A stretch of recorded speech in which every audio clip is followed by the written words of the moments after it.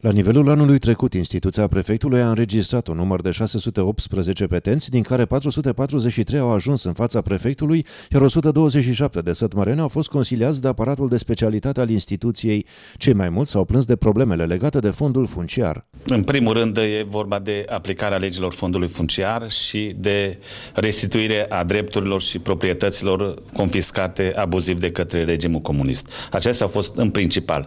Sigur că mai se apropie de aceste, ca și pondere, de aceste solicitări ale lor, aceste teme, probleme sociale și probleme imobiliare, respectiv solicitări de casă, solicitări de locuri de muncă și sprijin în general pentru ocuparea, pentru a-și asigura condițiile de viață. Pe parcursul anului trecut, prefectul a efectuat mai multe vizite pe teren pentru a fi mai aproape de cetățeni. De a ieși în teritoriu, să fac audiențe, pentru că am constatat cetățenii când vin la mine în instituția prefectului și știu că am trăit și eu, vin din rândul lor.